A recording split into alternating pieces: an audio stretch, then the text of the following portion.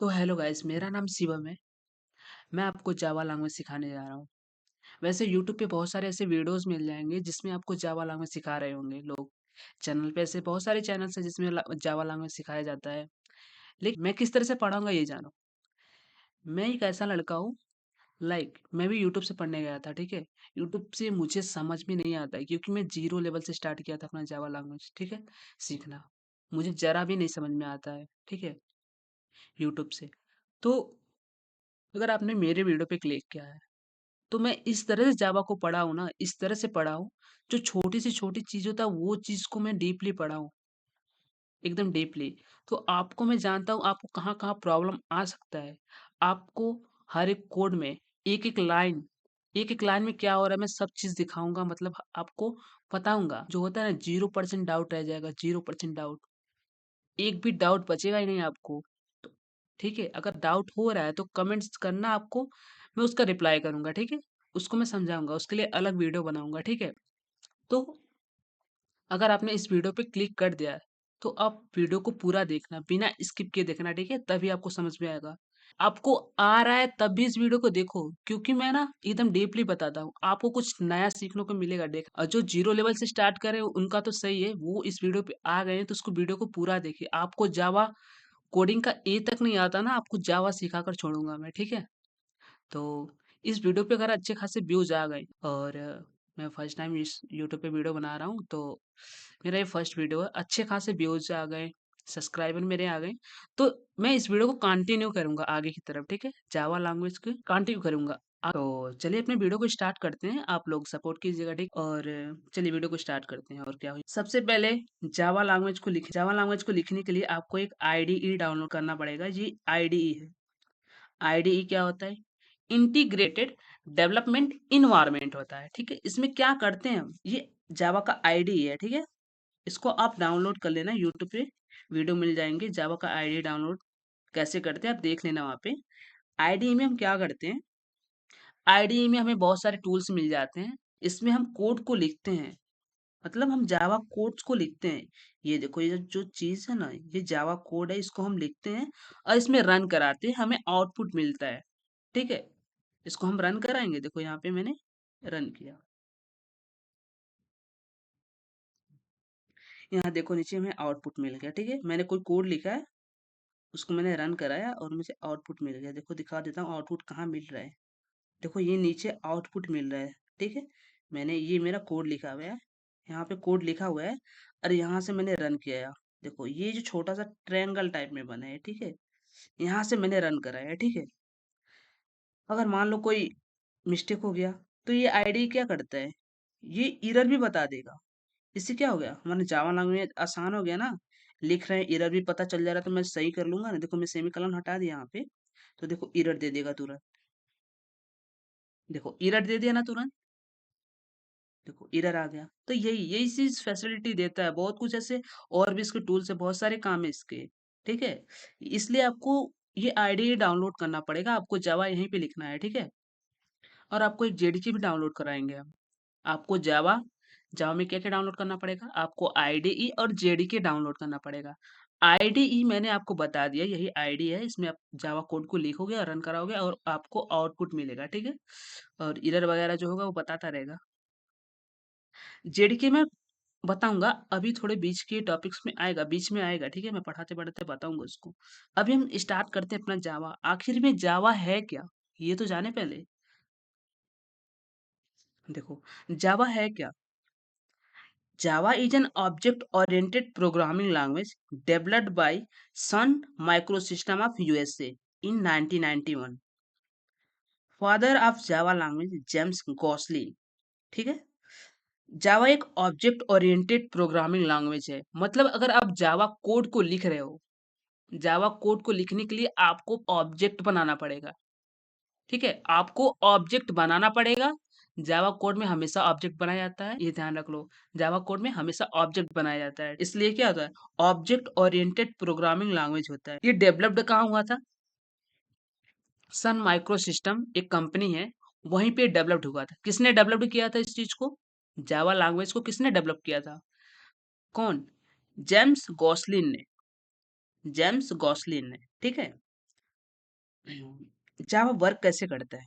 जावा में कंपाइलर होता है, लिखा है जावा में कंपाइलर। जावा में कंपाइलर होता है, ठीक है? ये एक टूल है कंपाइलर। कंपाइलर का जानते हो क्या? पहले मैं ये बताता हूँ सोर्स कोड क्या होता है और हाई लेवल लैंग्वेज क्या होता है। फिर मैं बताता हूँ कंपाइलर को, ठीक है? पहले आप जान लो सोर्स कोड, क्योंकि कंपाइलर को जानने से पहले आपको सोर्स कोड जानना पड़ेगा और हाई लेवल लैंग्वेज जानना पड़ेगा। चलो ये दो चीज मैं आपको क्लियर करता हूँ क्या होता है। हम चलते अपने आईडी पे, ठीक है? देखो, ये ये सोर्स कोड, इसी सोर्स कोड में हम अपना कोड लिखते हैं। देखो लिख कर दिखाता भी हूं मैं, रुक जाओ। देखो यहाँ पे मैंने, देखो इसी में हम अपना फाइल बना, देखो मुझे शिवम नेम, मान लो मैं शिवम लिखा, ठीक है? इंटर किया। एक सेकंड, अच्छा शिवम में से शायद कोई ऑलरेडी मैंने फाइल बना चुका है, रुको रुको मैं बनाता हूँ अभी। मैनो, चलो हेलो वर्ल्ड प्रिंट करते हैं, हेलो वर्ल्ड। गैप नहीं देना है, ठीक है? हमने एक फाइल बनाई, मतलब इसका जावा का एक्सटेंशन क्या होता है? डॉट जावा। मतलब आप जो भी फाइल बनाओगे वो डॉट जावा, मतलब डॉट जावा से सेव होगा, ठीक है? फाइल का नाम जो दिए वो, और ये ऑटोमेटिक, इसका एक्सटेंशन होता है डॉट जावा, वो ऑटोमेटिक हो जाएगा, ठीक है? तो यहाँ पे सोर्स कोड में क्या किया है मैंने? एक फाइल बना, उसी में अब कोड लिखूंगा। सोर्स कोड में ही हम सारे कोड्स को लिखते हैं, ठीक है? पता से तो चल ही रहा है, देखो मैंने एक सोर्स कोड बनाया। अब मैं जो भी कोड लिखना होगा इसी में लिखूंगा ना। देखो मैं लिखने जा रहा हूँ कोड। तो कोड कैसे लिख रहा हूँ ये आप ध्यान मत दो, ये तो मैं आपको सिखाऊंगा, ठीक है?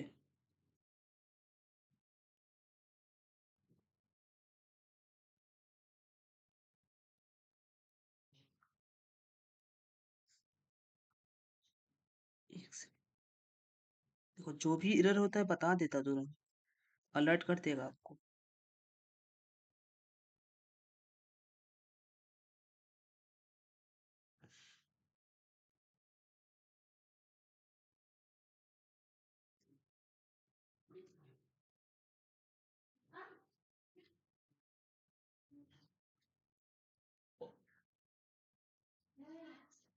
देखो मैंने कोड लिखा है, ठीक है? ये कोड लिख दिया मैंने, इसको मैं रन करा देता हूँ। तो देखो हेलो वर्ल्ड प्रिंट हो गया। देखो क्या हुआ, सोर्स कोड में मैंने एक कोड लिखा।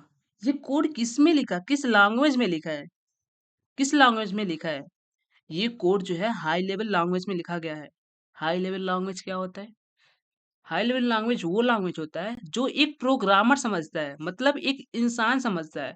अब हर कोई इंसान तो नहीं समझेगा ना, जो इंसान पढ़ा लिखा हुआ कोडिंग के बारे में जानता है वही। इसलिए हम क्या बोल रहे हैं, जो एक प्रोग्रामर समझता है, जो कोड एक प्रोग्रामर समझता है उसको हाई लेवल लैंग्वेज बोलते हैं। मीन्स हाई लेवल कोड, ठीक है? इसको नहीं कंप्यूटर समझ रहा है, जो मैंने लिखा ना ये कोड नहीं, ये तो बस प्रोग्रामर समझ रहा है। अब मैं बताता हूँ आपको कंपाइलर क्या होता है। आपने सोर्स कोड या हाई लेवल लैंग्वेज को जान लिया, अब कंपाइलर बताऊंगा तो आपको समझ में आएगा। देखो कंपाइलर क्या करता है यहाँ पे? कंपाइलर जो होता है एक टूल्स होता है, ठीक है? जावा में टूल है एक, जो क्या करता है, जो हमारे सोर्स कोड को बाइट कोड में कन्वर्ट करता है। बट एक सीरियसली बताऊं, ये जावा में ही ऐसा करता है। जावा का काम क्या होता है? जावा में जो कंपाइलर होता है, मैं देखो मैं बोल के आ रहा हूँ, ये ध्यान देना इस चीज को। जावा में जो कंपाइलर होता है ये, वो सोर्स कोड को या फिर हाई लेवल लैंग्वेज को जो प्रोग्रामर समझता है उसको बाइट कोड में कन्वर्ट करता है, या फिर ट्रांसलेट करता है बोल सकते हो, मतलब कन्वर्ट करता है, ठीक है? कंपाइलर काम क्या है? सोर्स कोड को बाइट कोड में चेंज करना, ठीक है? यही इसका काम है कंपाइलर का। फिर उसके बाद क्या करता है, जो जेवीएम होता है, ये भी टूल है, हमारे जावा में टूल है। ये टूल क्या करता है, जेवीएम क्या करता है, जो बाइट कोड है, क्या किया कंपाइलर ने, सोर्स कोड को बाइट कोड में चेंज किया। उसी बाइट कोड को जो जेवीएम होता है मशीन लेवल लैंग्वेज में, मतलब मशीन कोड में, मशीन कोड क्या होता है, जो कंप्यूटर समझता है, जो मैंने कोड लिखा ना उसको अब जो मैंने कंप्यूटर में क्या करा रहा हूँ, मैं कोई कोड लिख रहा हूँ, मुझे क्या काम कराना है उस कोड को लिखकर, तो कंप्यूटर कैसे समझेगा? वो तो उसके लैंग्वेज में तुमने लिखा नहीं, 01 लैंग्वेज में लिखा नहीं। वो जो होता है ना जेवीएम, वो हेल्प करता है जो बाइट कोड को मशीन कोड में चेंज कर देता है। इससे कंप्यूटर समझ जाएगा कि हम उससे क्या काम कराना चाह रहे हैं, ठीक है? ये जेवीएम करता है। और जेवीएम जो होता है, आगे बताऊंगा, इसको डिटेल्स में एक्सप्लेनेशन करूंगा। अभी इतना जान लो जो मैंने बताया अभी। ये ध्यान से एक चीज देखना आप लोग, यहाँ मैंने कंपाइलर लिखा है, ठीक है?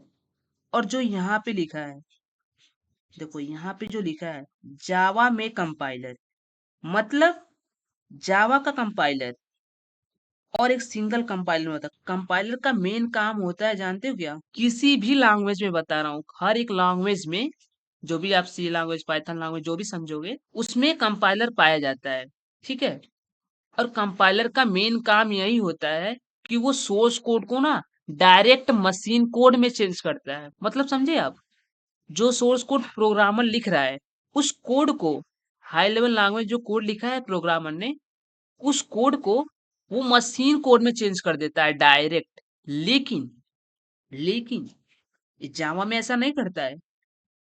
देखो, ये सोर्स कोड को डायरेक्ट मशीन लेवल लैंग्वेज में कन्वर्ट कर रहा है। ये कंपाइलर का काम ही है, एक बार में उस कोड को क्या करेगा, कन्वर्ट कर देगा मशीन कोड में। लेकिन भाई, जो जावा में कंपाइलर होता है वो अलग काम करता है। देखो, but in case of Java, Java के केस में क्या होता है, कंपाइलर जो होता है, ये मेरा कंपाइलर जो होता है ना, जावा के केस में अलग तरह से काम करता है। ये सोर्स कोड को बाइट कोड में चेंज करता है, ना कि सोर्स कोड से सीधा मशीन कोड पे नहीं आता है। ये सोर्स कोड को बाइट कोड में कन्वर्ट करता है, और इस बाइट कोड को मशीन कोड में जेवीएम कन्वर्ट करता है, ठीक है? यहाँ थोड़ा तरीका अलग है, यहाँ जेवीएम काम करता है, ठीक है? जेवीएम, ठीक है? बाइट कोड को मशीन कोड में, बाइट कोड को मशीन कोड में जेवीएम कन्वर्ट करता है। इसलिए ये प्लेटफॉर्म इंडिपेंडेंट होता है। प्लेटफॉर्म इंडिपेंडेंट क्यों होता है, ये जान लो आप लोग। प्लेटफॉर्म इंडिपेंडेंट का मतलब क्या है? मतलब कि जो होता है ये जावा कोड, किसी भी प्लेटफॉर्म, मतलब किसी भी कंप्यूटर में अगर इसका कोड कॉपी करो और दूसरे कंप्यूटर में जाकर पेस्ट कर दो, चाहे वो कंप्यूटर किसी भी ऑपरेटिंग सिस्टम का हो, लिनक्स का हो, विंडोज का हो, किसी भी ऑपरेटिंग सिस्टम का हो, अपना कोड जो जावा कोड विंडो में लिखे हो, वही कोड अगर जाकर तुम लिनक्स ऑपरेटिंग सिस्टम वाले कंप्यूटर में, अगर तुमने क्या किया, कोड को पेस्ट कर दिया, जावा कोड को, तो सेम ही आउटपुट आएगा। अगर हेलो वर्ल्ड इधर प्रिंट करा रहे हो विंडो वाले सिस्टम पे, आई मीन विंडो वाले कंप्यूटर में, अगर तुमने कोई कोड लिखा और हेलो वर्ल्ड प्रिंट करा रहे हो, ये कोड है जिससे हेलो वर्ल्ड प्रिंट होता है, तो वहां पे भी वो हेलो वर्ल्ड ही प्रिंट करेगा, same to same as it is print करेगा, ठीक है? लेकिन ये बस जावा ही काम करता है ऐसे, और भी कॉटलिन वगैरह भी काम करते हैं। लेकिन देखो, लेकिन इसका सी लैंग्वेज में देखते हैं, सी लैंग्वेज में कंपाइलर जानती हो, सोर्स कोड को ना, सोर्स कोड को मशीन कोड में चेंज करता है। इसमें कोई बाइट कोड में कन्वर्ट नहीं होता है, कोई भी चीज बाइट कोड में कन्वर्ट नहीं करता है कंपाइलर। सी लैंग्वेज में क्या होता है, जो हमारा सोर्स कोड होता है सी लैंग्वेज का, उसको डायरेक्ट मशीन कोड में चेंज कर देता है। इसको बाइट कोड में चेंज करता ही नहीं है कंपाइलर। इसलिए हम सी लैंग्वेज को हर ऑपरेटिंग सिस्टम में नहीं चला सकते हैं, हर ऑपरेटिंग सिस्टम में नहीं चला सकते हैं। अगर वही सी लैंग्वेज, क्या होता है, सोर्स कोड अगर सी लैंग्वेज में बाइट कोड में चेंज होता है, बाइट कोड से क्या होता है, मशीन कोड में चेंज होता, तो सभी ऑपरेटिंग सिस्टम में चल जाता है। क्योंकि हर एक ऑपरेटिंग सिस्टम में जेवीएम पाया जाता है। जेवीएम का काम जानते हो क्या होता है? जेवीएम मीन्स क्या होता है, जावा वर्चुअल मशीन। ये एक ऐसा वर्चुअल मशीन है जो बाइट कोड को किसी भी प्लेटफॉर्म पे, किसी भी प्लेटफॉर्म मतलब किसी भी ऑपरेटिंग सिस्टम में अगर जेवीएम है, तो ये उस कोड को, बाइट कोड को, ये मशीन कोड में चेंज कर देता है। बाइट कोड को मशीन कोड में चेंज करने का काम करता है ये, ठीक है? इसलिए जो जावा है, प्लेटफॉर्म इंडिपेंडेंट है, ठीक है? इसलिए इंडिपेंडेंट है, मतलब इसको तो कहीं भी चला सकते हो। इसका स्लोगन भी यही है, देखो लिखा है, Java right once run anywhere. एक बार कोड को लिखो और कहीं भी रन कराओ। समझे इस बात को? चलो मैं आगे बढ़ता हूँ। देखो, जावा को मैंने बता दिया तुमको, प्लेटफ़ॉर्म इंडिपेंडेंट होता है। मशी बाइट कोड को क्या करता है? मशीन कोड में चेंज करता है, ठीक है? अब हम समझते हैं जेडीके क्या होता है, ठीक है? जेडीके समझते हैं। Java development kits, JDK Java development kits होता है। ये क्या होता है जानते हो? सॉफ्टवेयर पैकेज होता है। सॉफ्टवेयर पैकेज होता है, उसमें कलेक्शन ऑफ टूल्स होते हैं। जेडीके में कलेक्शन ऑफ टूल्स होते हैं। टूल्स बोले तो कंपाइलर और जेआरई, जेवीएम, ये सब मेन होते हैं। और भी टूल्स होते हैं लेकिन ये 3 मेन होते हैं। जेडीके में जानते हो हम क्या करते हैं? कोड को लिखते हैं, कंपाइल कराते हैं और रन कराते हैं। एक तरह से समझ लो, जावा इनके बिना अधूरा है, ठीक है? कोड को लिखेंगे, कंपाइल कराएँगे और रन कराएँगे, ठीक है? ये आईडी किसी भी काम का नहीं रहेगा अगर इसमें क्या हो? जेडीके ना हो। आपने जेडीके नहीं डाउनलोड किया, ये किसी भी काम का आपका आईडी रहेगा नहीं। मैं बोल रहा हूँ, आपको जेडीके डाउनलोड करना ही पड़ेगा, ठीक है? जेडीके में आप कोड को लिखते हो, ये कोड लिखा मैंने इतना, कोड को लिखा और ये मैंने बताया था यहाँ पे क्लिक करते तो रन करता है, ठीक है? तो क्या जेडीके का काम क्या है? कोड को लिखता है, कोड को आपने लिखा, इसको कंपाइल कराएगा। कंपाइल कहाँ हो रहा है? इंटरनली हो रहा है, आपको दिखेगा नहीं वो। जैसे आपने खाना खाया और सुबह वास्ट रात को खाना खाया, सुबह वास्ट मटेरियल में निकाल दिया। लेकिन आपका जो डाइजेशन का प्रक्रिया है, जो डाइजेशन का फंक्शन हुआ, वो आपने देखा नहीं। लेकिन फंक्शन हुआ ना, तो वही चीज़ है, वो समझ लो कंपाइलर डाइजेशन का काम कर रहा है इसमें। वो दिखेगा नहीं, कंपाइल हो रहा है अंदर ही अंदर, ठीक है? तो उस वो काम कौन करता है? वही काम जेडीके करता है। लिखता है कोड को, कंपाइल कराता है और रन कराता है जावा प्रोग्राम को, ठीक है? तो जेडीके के 3 मेन टूल्स होते हैं। फर्स्ट टूल क्या होता है? JRE, second JVM, third compiler, ये मेन टूल है। चलो, जेआरई क्या होता है? जेआरई जो होता है, जावा रन टाइम इन्वायरमेंट होता है, जावा रन टाइम इन्वायरमेंट, ठीक है? जावा रन टाइम इन्वायरमेंट होता है। जेआरई का मेन काम है रन कराना। जो हमने कोड लिखा है ना, उसको रन कराना।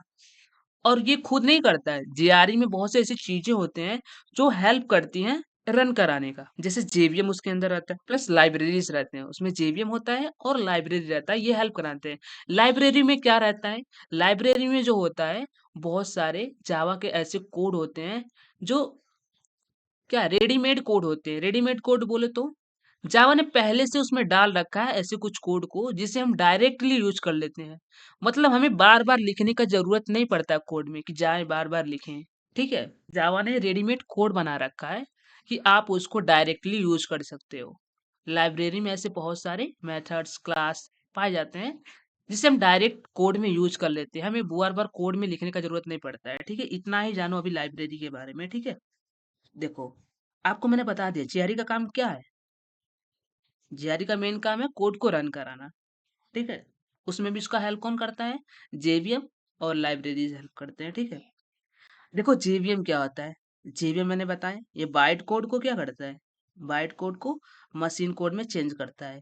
इसका और भी काम है, ये मेमोरी मैनेज करता है और गार्बेज कलेक्टर के थ्रू एक्स्ट्रा मेमोरी को फ्री कर देता है। इसका मतलब क्या हुआ? मेमोरी मैनेज मतलब आपने मान लो कोड में कोई मेमोरी बनाया, ठीक है? आपने कोई ऑब्जेक्ट बनाया, ठीक है? आप अभी अभी ऑब्जेक्ट वगैरह कुछ नहीं जानते हो। सपोज दैट मैं ये बोलना चाह रहा हूँ, मान लो आपने कोई मेमोरी बनाया, उसको कोई प्रोग्राम लिखा, वहाँ पे कोई एक मेमोरी बनाया, ठीक है? और उस मेमोरी का आपने कहीं यूज़ ही नहीं किया। प्रोग्राम में उस मेमोरी का आपने कहीं यूज़ नहीं किया। जेवीएम क्या करता है? गार्बेज कलेक्टर के थ्रू उस मेमोरी को फ्री कर देता है, ठीक है? उस मेमोरी को फ्री कर देता है। बस यही काम है इसका, गार्बेज कलेक्टर। इसीलिए हमारा जो जावा है ना, जावा बहुत ही स्मूथ चलता है। क्योंकि जो एक्स्ट्रा मेमोरी आपने कोड में बना दिया है, उसको ये फ्री कर दे रहा है भाई। इसलिए हमारा जो जावा होता है थोड़ा स्मूथ चलता है। देखो, जावा का फर्स्ट प्रोग्राम हम देखते हैं। पहले ये 3 चीजें देख लो है क्या? ये क्या है? ये क्लास है। ये जो लाइन है ना पूरा क्लास है। क्लास है। ये जो पूरा लाइन चल रहा है ये मेन मेथड है। यहीं से जावा कोड लिखना स्टार्ट करते हैं हम अपना, यहीं से मेन काम जितना कोड रहेगा इसी के अंदर लिखते हैं, इसी कोड के अंदर लिखते हैं, इसी मेन मेथड्स के अंदर लिखते हैं, यहीं से एग्जीक्यूशन भी स्टार्ट करता है जावा। तो क्या है, जो फर्स्ट लाइन एक क्लास है, सेकंड लाइन मेरा मेन मेथड है, ये थर्ड लाइन जो है प्रिंट कराने का काम करता है, जो हमें प्रिंट कराना है ये थर्ड लाइन काम करता है। ठीक है, चलो कोड को एक बार प्रैक्टिकली देखते हैं क्या चीज हो रहा है। देखो मैंने 3 कोड, देखो वही चीज लिखा है, पब्लिक क्लास हेलो वर्ल्ड लिखा है, फिर ये मेरा क्लास है पूरा, ये लाइन जो है मेरा क्लास है पूरा, ठीक है। देखो ये ये मैंने क्या लगाया, करली ब्रेसेस है, करली ब्रेसेस देखो इस पे जब क्लिक करोगे ना तो देखो ये वाला लाइन, ये वाला करली ब्रेसेस हाईलाइट हो गया। इस पे क्लिक कर रहा हूँ तो ये वाला, ए सॉरी इस पे क्लिक कर रहा हूँ तो वो हाईलाइट हो गया। मतलब ये क्लास का जो करली ब्रेसेस है यहाँ पे बंद है, मतलब जो क्लास के अंदर क्या क्या है, मेरा मेन मेथड है, हमारा क्लास के अंदर ही क्या मेन मेथड है। एक सेकंड में दिखाता हूँ, ये मेरा क्लास का करली ब्रेसेस है, ये बंद हो रहा है कहाँ पे, यहाँ पे, यहाँ पे इसी के अंदर मेरा मेन मेथड है, ये जो प्रिंट कराना वो भी है, मतलब क्लास के अंदर ही हम मेन मेथड्स और अपना कोड लिखते हैं। ठीक है, ये क्या है, ये हमारा मेन मेथड है, ये क्या होता है, हमारे हमारा स्टार्टिंग पॉइंट होता है, जावा कोड लिखने का स्टार्टिंग पॉइंट यहीं से होता है। मेरा जो कंपाइलर है यहीं से कोड को क्या करता है, कंपाइल करना स्टार्ट करता है, यहीं से कोड को पढ़ता है। और ये लाइन क्या करता है, इसको एक बार लिख कर दिखाते हैं हम।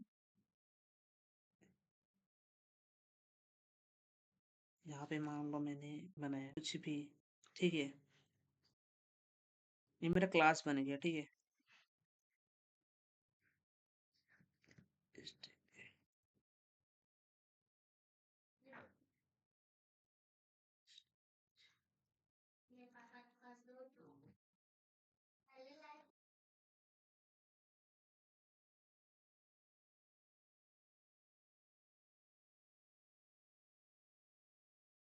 यहाँ पे मैं क्या, यहाँ पे मैं कुछ भी प्रिंट करा सकता हूँ। मैंने हेलो वर्ल्ड प्रिंट कराते हैं पहले, हेलो वर्ल्ड, हेलो वर्ल्ड कुछ भी, ये मैं अपना प्रिंट करा रहा हूँ, ठीक है। देखो मैंने प्रिंट जावा का मैंने फर्स्ट कोड प्रिंट करा दिया, जो मेरा जावा का फर्स्ट प्रोग्राम है मैंने इसको प्रिंट करा दिया हेलो वर्ल्ड। मतलब ये मेरा है जो क्लास है, ठीक है। ये पब्लिक वर्ड लिखा है, पब्लिक वर्ड जानते हो क्यों लिखा है। अब ये जो क्लास है, ये क्लास के आगे अगर पब्लिक लिख गया तो मतलब हम क्लास को जो है ना, ये क्या, एक सेकेंड, देखो ये जो मेरा क्लास है, ठीक है, क्लास के आगे पब्लिक लिखा है, मतलब अब इस क्लास को, ये जो क्लास है ना, इसको हम कोड के किसी भी हिस्से में यूज कर सकते हैं इस क्लास को। अब देखो ये सेकंड लाइन क्या है, अपना सेकंड लाइन जो है ये मेन मेथड है, सेकंड लाइन अपना मेन मेथड है, यहीं से हम कोड लिखना स्टार्ट करते हैं अपना, ठीक है। यही मेरा मेन पॉइंट है, बोल सकते हो, यही मेरा मेन पॉइंट है, यहीं से कोड मेरा कंपाइलर यहीं से चेक करता है, कंपाइलर यहीं से कोड को चेक करता है, ठीक है। ये थर्ड लाइन क्या है, थर्ड लाइन जो है यहाँ पे मुझे इससे प्रिंट कराते हैं हम, मुझे क्या प्रिंट कराना था, हेलो वर्ल्ड। हेलो वर्ल्ड देखो मेरा आउटपुट में जो प्रिंट कराना होता है ना वो इसके अंदर ही लिखते हैं, system dot out dot print LN, ठीक है। एलन क्या चीज है ये समझो, अगर मैंने समझ लो एलन, एलन अभी बताता हूँ, लेकिन देखो इसमें क्या होता है, इसमें भी कोई भी चीज मुझे प्रिंट कराना हो तो इसके अंदर लिखेंगे डबल क्वाट्स लगाकर, डबल क्वाट्स लगाकर हम कुछ भी लिखते हैं तो वो हमारा आउटपुट में प्रिंट हो जाएगा, ठीक है, जो हमें प्रिंट कराना है। जैसे कि अब मैं कुछ और लिखता हूँ, लाइक यही चीज, ठीक है, system dot out dot print LN, इसी में मैं बहुत कुछ लिखता हूँ, ठीक है। लाइक मैं लिखता हूँ क्या, शिवम लिखूंगा, देखो मैं लिखता हूँ अपना नाम ही। मैं पैनिक हो चुका हूँ, सच्ची बता रहा हूँ। पैनिक हो चुका हूँ। शिवम मैंने लिखा, ठीक है। अब देखो, ये प्रिंट हो गया। आउटपुट देखना मेरा क्या हुआ। आउटपुट क्या है, ये लाइन क्या करा रहा है, प्रिंट कराने का काम कर रहा है जो भी लिख रहा हूँ। देखो, हेलो वर्ल्ड ऊपर लिखा था और नीचे आ गया शिवम। अब आप देखो, ये जो एलन, प्रिंट के साथ एलन जो वर्ड है ना, एलन, ये एलन ना लाइन चेंज कराता है। ये एलन का काम है कि आउटपुट जो होगा ना उसको लाइन चेंज करके देगा। लाइक हेलो वर्ल्ड प्रिंट किया तो ये चाहता तो शिवम यहाँ पे भी लिख सकता था, अगर मैंने एलन नहीं लगाया होता तो यहीं चिपका कर लिखता, ठीक है। लेकिन नहीं लिखा उसने, अलग लाइन बनाया, उस अलग लाइन में उस कोड को लिखा शिवम को। अब देखो, मैं हटा कर दिखाता हूँ आपको, ये चीज प्रैक्टिकली जानो आप लोग। अब देखो, इस एलन को हटा देने से क्या होता है, ठीक है। इस एलन को मैंने हटा दिया, ठीक है। अब साथ में ये चिपका कर प्रिंट करेगा। देखो, हेलो वन शिवम, आउटपुट में देखो, ये आउटपुट में देखो, हेलो वन शिवम एक साथ ज्वाइन कर दिया। यही यही चीज क्या करता है एलन, क्या करता है, इसी चीज को लगा देने से हमारा लाइन चेंज हो जाता है। एलन का समझेगा हम आप, एलन। आई होप आप लोग समझ गए होंगे, जावा का फर्स्ट प्रोग्राम ही समझ गए होंगे। डबल कोट्स लिखकर हमें जो प्रिंट कराना है, जो भी शिवम के साथ मुझे क्या प्रिंट करना है, same is a bad boy लिख दो, बैड बॉय, गुड बॉय तो हो नहीं मैं, ठीक है। अब देखो, ये वही प्रिंट करेगा जो भी मुझे प्रिंट कराना होगा। इस system dot out dot print LN में डबल क्वार्ट्स के अंदर हम अपना लिख देंगे जो भी प्रिंट कराना है। देखो, CM is a bad boy print हो गया, यहाँ पे जो भी प्रिंट कराओगे इसमें लिखोगे, ठीक है। ठीक है, मैं आगे बढ़ता हूँ, ठीक है।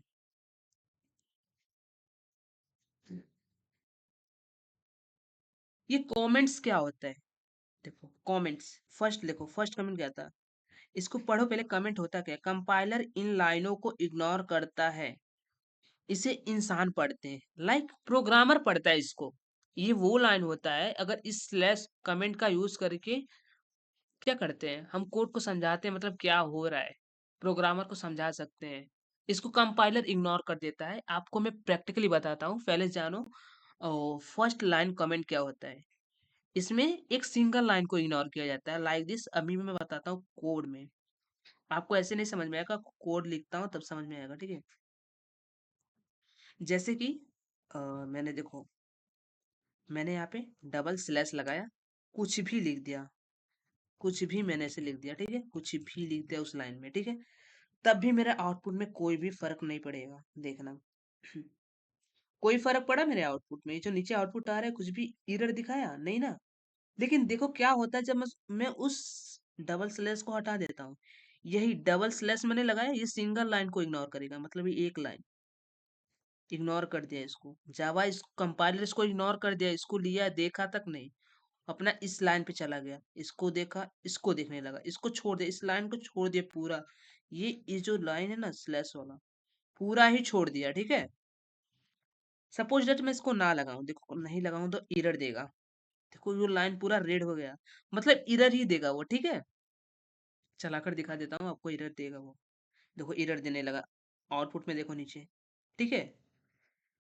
तो यही काम है, अगर मैं स्लैश, अगर जिसके आगे मैंने डबल स्लैश लगा दिया, मतलब जिसके आगे मैंने डबल स्लैश लगा दिया, वो जावा उस लाइन को इग्नोर कर देता है, मीन्स कंपाइलर उस लाइन को इग्नोर कर देता है। लेकिन ये सिंगल लाइन कमेंट्स है, ठीक है। अगर मान लो मैंने इसमें कुछ और लिखना, लाइन चेंज कर कुछ और लिखा, तो इसको इग्नोर नहीं करेगा, इसको इग्नोर नहीं करेगा, क्योंकि तुमने सिंगल लाइन कमेंट का यूज किया है, मतलब डबल स्लैश लगा दिया तो इस सिंगल लाइन को इग्नोर करेगा। अगर यहाँ पे भी तुम लगा दो ऐसे डबल स्लैश, तो ये भी, अब ये क्या कह रहा है, इस सिंगल लाइन को इग्नोर करेगा, ठीक है। ये होता है सिंगल लाइन कमेंट, ठीक है। ये तो single line comment. Multi line comments क्या होता है, इसमें मल्टीपल लाइन को आप इग्नोर करते हो। मल्टीपल लाइन बोले तो आपको देखो क्या करना पड़ेगा, मल्टीपल लाइन कमेंट्स में बताता हूँ, रुको। मल्टीपल लाइन कमेंट्स लाइक आप स्लैश और एक स्टार सा बना रहता है वो डाल लेना, ठीक है। अब यहाँ पे आप कुछ भी लिख दो, ठीक है। आपने एंटर दबाया, कुछ भी लिख दिया, देखो कुछ भी। देखो मैंने डाला नहीं, देखो ये आईडी का काम यही है, देखो ऑटोमेटिक सब डाल देता है। देखो तुमने क्या किया, ये और ये डालने से ये क्या काम करता है, ये मल्टी लाइन कमेंट्स को इग्नोर। आप इसमें आप कुछ भी लिखो, मैं बोल रहा हूँ, तब भी मेरा कोई एरर नहीं आएगा, देख लो। वही सेम एरर, मतलब सेम आउटपुट प्रिंट कर रहा है, सेम इज बर्ड बॉय और हेलो वर्ल्ड ऊपर, ठीक है। समझ गए आप? इसे कहते हैं multi line comments. Documents comment क्या होता है, इसको आपको जानने की जरूरत नहीं है, ये मैं आपको आगे कभी बताऊंगा, ठीक है। अभी इसको आपसे कोई लेना देना नहीं है, ठीक है। आप बस दो चीज जानो, सिंगल लाइन कमेंट्स और multi line comments. Data type क्या होता है? डाटा टाइप ये बताता है कि किस टाइप का डाटा वेरिएबल में स्टोर है और कितना साइज है उसका, ठीक है।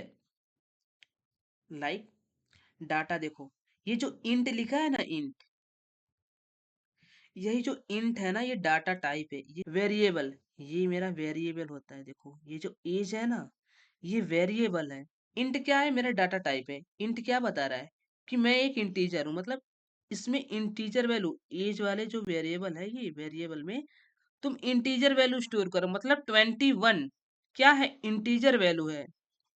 आप 23 24 कोई भी इंटीजर वैल्यू यहाँ, अब बोलो आपने इंट लगाया है और इंट में आपको डेसिमल वैल्यू लिख दो, ऐसे 1.2, ठीक है। 1.2 आपने लिख दिया ऐसे 1.2, ठीक है। तो वो चीज ना ये गलत देगा, तुरंत एरर देगा तुरंत, ठीक है। कि इंट ही जो है ना डाटा टाइप, ये बताता है कि मैं किस टाइप की तुम वैल्यू वेरिएबल में स्टोर करोगे, इस वेरिएबल में किस टाइप का वैल्यू स्टोर स्टोर करोगे। जो 21 है, तुमने इंट लगाया, मतलब इंटीजर स्टोर करोगे, तो 21 जाहिर सी बात है इंटीजर है, ठीक है। देखो डाटा टाइप कितने प्रकार के होते हैं ये जान लो। डाटा टाइप दो टाइप के होते हैं, एक होता है प्रिमिटिव डाटा टाइप और सेकंड होता है नॉन प्रिमिटिव डाटा टाइप। हम समझते हैं प्रिमिटिव डाटा टाइप क्या होता है। प्रिमिटिव डाटा टाइप होता है, प्रिमिटिव डाटा टाइप जो होता है, ये बस वैल्यू स्टोर करते हैं। प्रिमिटिव डाटा टाइप जो होते हैं, ये बस वैल्यू स्टोर करते हैं। ये टोटल 8 होते हैं, देख लो कौन कौन से होते हैं। ठीक है। बाइट, फर्स्ट डाटा टाइप है बाइट। बाइट में क्या आता है, कितने वैल्यू, 1 बाइट आते हैं, ये ध्यान देना, ठीक है। 1 बाइट, इसी को चेंज करेंगे जब हम ना इसको मैथमेटिकली चेंज करेंगे तो आएगा ये चीज। जानते हो क्या होता है, आप इसको भूल जाओ, अभी मैं इसके लिए पर्सनली वीडियो बना दूंगा इसका, अगर आपको चाहिए होगा।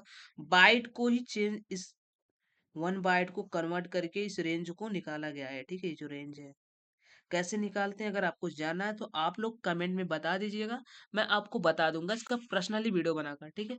अभी जानो बस बाइट का रेंज क्या है, आपको बस यहाँ पे इतना जानना है, कोड में भी यही जानना होगा। ये जो बाइट है ना, बाइट में कितना वैल्यू तक आएगा, देखो वैल्यू आएगा 128 से लेकर 127। एक बार मैं ना इसको प्रोग्राम में लिख कर दिखाता हूँ, वैसे नहीं तो आपको प्रैक्टिकली नहीं समझ में आ रहा होगा। मैं एक बार लिख कर दिखाता हूँ, आप बिगिनर हो ना, आपको बताता हूँ, रुक जाओ। यही होता है, देखो। अब देखो मैं इस कोड में ना लिखता हूँ कुछ।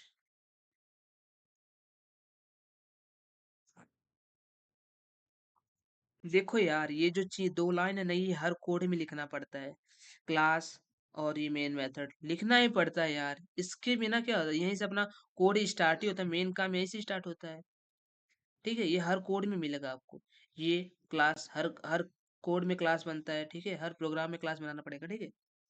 देखो दो चीज लिखा, यहाँ पे मैंने क्या करा, इंट डाला और यहाँ पे एज डाल दिया, ठीक है। एज डाला और लिख दिया मैंने 21, लिखना था 21 लिख दिया, चलो कुछ भी वैल्यू लिख सकते हो। अब मैंने सिस्टम डाला यहाँ पे, सिस्टम डॉट,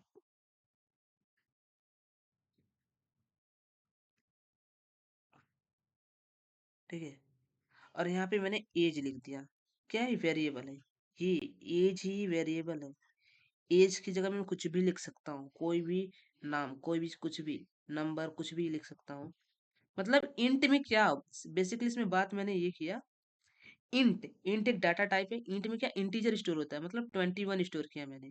अब इसको जब तुम रन कराओगे ना, एज का वैल्यू जो है आ जाएगा। देखो एज का वैल्यू 21 है, 21 आ गया ना। एज क्या है मेरा, 21 है, हमने 21 असाइन किया है। ये इक्वल टू जो साइन दिया ना, इक्वल टू, ये इक्वल टू नहीं, ये मैथमेटिकली आप देखोगे तो समझेगा कि मतलब एज जो है ना 21 है, 21 की इक्वल है। नहीं भाई, एज में 21 को क्या किया जा रहा है, असाइन किया जा रहा है। ठीक है, असाइन किया जा रहा है। इक्वल टू में और असाइन में अलग है, ठीक है, डिफरेंस है।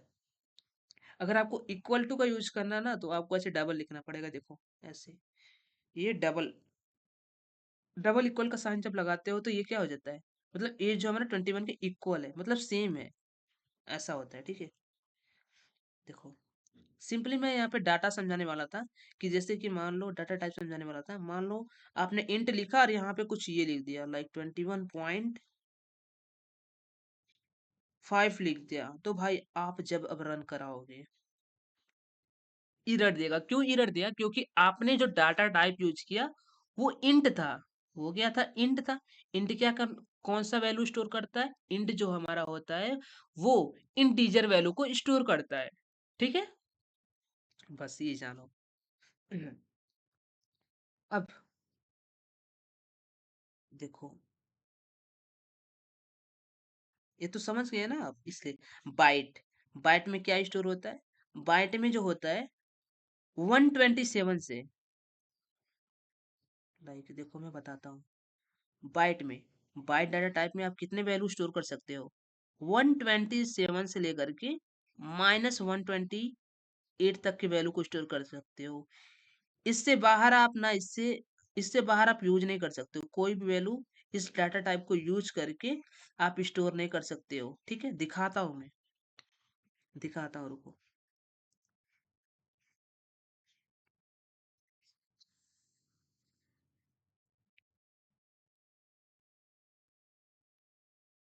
देखो मैंने यहाँ पे लिख दिया बाइट, अपना अपना बाइट लिख दिया। ठीक है, यहाँ पे मैंने क्या बोला था, 128 था ना। देखो मैंने लिखा 126, सॉरी 124 लिखा।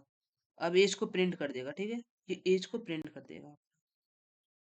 देखो 121, 124 आउटपुट में आ गया। ठीक है, क्या 128 के अंदर और -128 के अंदर रहना चाहिए। ये बाइट डाटा टाइप कहता है, इसमें उतना ही वैल्यू स्टोर हो सकता है। ठीक है, तो मान लो तुमने 128 से ज्यादा ले लिया, मान लो तुमने 129 ले लिया, 129, अब इरर देगा। अब इरर देगा, देखो इरर दिया ना, क्योंकि उसका रेंज कहाँ तक है, वो 128 तक के वैल्यू को ही स्टोर करेगा। -127 से लेकर के +128 तक के वैल्यू को स्टोर करता है बाइट डाटा टाइप। ठीक है, इसलिए तो रेंज को आपको पता रहना चाहिए, कौन सा हमको डाटा टाइप लेना। आप रेंज जानोगे तभी यहाँ पे यूज कर सकते हो। ठीक है, तो उसी टाइप का आपको डाटा टाइप यूज करना होगा, जिस टाइप का वैल्यू लेना चाह रहे हो। ठीक है, शॉर्ट, शॉर्ट क्या होता है, ये बाइट से बड़ा होता है। शॉर्ट में क्या होता है, आप देखो ये इसका रेंज ये है, 32,767। इतने वैल्यू को आप स्टोर कर सकते हो। पूरा मैंने रेंज लिख दिया है, आप लोग स्क्रीनशॉट है, पढ़ लेना, देख लो कहाँ कहाँ पे यूज करते हैं। इंट जो होता है शॉर्ट से बड़ा होगा, आपको अगर शॉर्ट से बड़ा वैल्यू स्टोर करना है तो इंट का यूज करना। इंट से भी बड़ा होता है लॉन्ग, इसका यूज कर सकते हो आप, अगर कोई बड़ा वैल्यू ले रहे हो। ठीक है, फ्लोट, फ्लोट क्या होता है, फ्लोट होता है डेसिमल। आप अगर कोई मान लो डेसिमल स्टोर करे, उसमें 6 से 7 डेसिमल डिजिट हो, डेसिमल के बाद 6 से 7 डिजिट हो, तो आप फ्लोट का यूज करोगे। लाइक देखो ऐसे, लाइक तुमने तुमने अभी तक नंबर स्टोर किया, अब तुमको डेसिमल वैल्यू स्टोर कराएंगे। आपने फ्लोट लिखा, ठीक है, आपने डाटा टाइप क्या लिया, फ्लोट लिया। अब फ्लोट है, मान लो आपने यहीं पे पॉइंट डाला, 6 से 7, देखो आपने 4 5 3 और 2 डाल दिया। तुमने यहाँ पे देखो, जब तक ये तो लिख रहे हो, आपको एफ भी लिखना पड़ेगा। देखो मैंने लिख दिया एफ। अब जब भी आप फ्लोट डाटा टाइप लेना, उस वैल्यू के लास्ट में आप एफ जरूर लिख देना, वरना वो इधर ही रह जाएगा। ठीक है, उसको देखो एफ लिखना है। अब देखो 3 3 2 5, 5 डेसिमल के बाद 5 वैल्यू को मैंने लिखा है, 5 डिजिट्स को लिखा है। अब देखो इसको रन कराऊंगा, आया ना, आ गया। आपने देखा कि वैल्यू स्टोर करे, जो स्टोर हम कराए थे फ्लोट में वो प्रिंट हो गया। अब इसमें हम क्या करते हैं, इसमें एक और वैल्यू, दो वैल्यू और ऐड करते हैं, मान लो 1.25। ठीक है, ऐसे लिख दे। अभी भी ये एरर देखो, रेड रेड हो रहा है, ये एरर देगा। क्यों एरर देगा? क्योंकि जब आप फ्लोट डाटा टाइप का यूज करते हो तो आपको उस वैल्यू के लास्ट में, जो आप वैल्यू वहां पे स्टोर करा उस वैल्यू के लास्ट में आपको एफ लिखना पड़ेगा। कैपिटल एफ मैंने लिखा, ठीक है, कैपिटल एफ आपको लिखना पड़ेगा। अब आप रन कराओगे तो आउटपुट देगा। देखो आउटपुट दिया, वरना आप नहीं लिखते तो ये रन क्या होता, रन कराते आप एरर देता आपको, ये आपको एरर देगा तुरंत। ठीक है, इसलिए आपको क्या करना है, आपको यहाँ पे कैपिटल एफ डाल देना है। ठीक है, अब ये एरर नहीं देगा। इस डाटा टाइप को इस तरह से यूज करते हैं, फ्लोट जब भी लिखो तो वैल्यू स्टोर करा रहे तो वैल्यू स्टोर कराओ, उसके लास्ट में ये जो एफ है, एफ लेटर, इसको लिख देना उस वैल्यू के लास्ट में, तब जाकर हमारा फ्लोट प्रिंट होता है। ऐसे ही मेरा डबल है, डबल क्या करता है, यहाँ पे आप डबल प्रिंट करो, डबल डालोगे, डबल भी डेसिमल वैल्यू को ही प्रिंट करता है, लेकिन ये क्या है, फ्लोट से बड़ा होता है। ठीक है, ये अब इसमें इसको हटा दो, तभी इसमें एफ वगैरह कोई भी लगता नहीं, कोई भी लेटर नहीं लगता है। ठीक है, देखो प्रिंट हो गया। और हाँ, लॉन्ग में, लॉन्ग जो ये लॉन्ग डाटा टाइप यूज करते हो, long, LONG long, long data type use करते हो, यहाँ पे भी आपको एक कैपिटल एल लिखना पड़ता है। ठीक है, व्हाट द फक, देखो एल लिखा, क्यों एरर दिखा रहा है, क्योंकि लॉन्ग एक integer value, like integer value नहीं, एक positive value, decimal value store नहीं करता है। लॉन्ग जो है ना, डेसिमल वैल्यू नहीं स्टोर करता है मेरे भाई। आप कुछ भी लिख लो, कोई भी कितना हो बड़ा वर्ड, ये मैक्सिमम हो जा रहा है, इसका रेंज से बाहर चला है। देखो लिखा मैंने इतना सारा, क्या इतना सारा वैल्यू लिखा, उसके लास्ट में एल लगा दिया। अगर ये एल नहीं लगा तो एरर देता, देखो रेड लाइन भरने लगा, मतलब ये एरर देगा। इसलिए आपको लॉन्ग डाटा टाइप को यूज करते टाइम आपको कैपिटल एल लिख देना है। ठीक है, अब आपको एरर नहीं देगा, आपको सेम वैल्यू प्रिंट करके दे देगा। ठीक है, देखो प्रिंट कैसे हो रहा है, देखो एज जो है, ये एज है। अब बोलोगे आपने बोला था कि इस लाइन में आपको कुछ भी डबल इनवर्टेड कामा के अंदर लिखना पड़ता है। तो भाई मेरे ये सुनो, जो चीज तुम खुद से प्रिंट कराते हो, लाइक मैंने हेलो वर्ल्ड प्रिंट कराया था, वो मैं खुद से type, Shivam is a bad boy, ये मैं खुद से टाइप करवा रहा हूँ। जो चीज तुम खुद से टाइप करा के प्रिंट कराना चाहते हो, वो चीज तुमको डबल इन्वर्टेड कामा के अंदर लिखा जाता है। जैसे कि ये एज क्या है, ये मैं खुद से थोड़ी ना प्रिंट करा रहा हूँ, ये जो है मैंने असाइन किया है। देखो एज, मैंने एज नाम का वेरिएबल बनाया है, फिर जाके उसमें वैल्यू स्टोर किया है, फिर ये और फिर जाके उसको उसमें लिखा हूँ एज में। तो इसके लिए ये चीज जो है ना, ये खुद प्रिंट करेगा इस एज में। ठीक है, ये खुद प्रिंट कर रहा है, मैंने इस एज को असाइन किया है।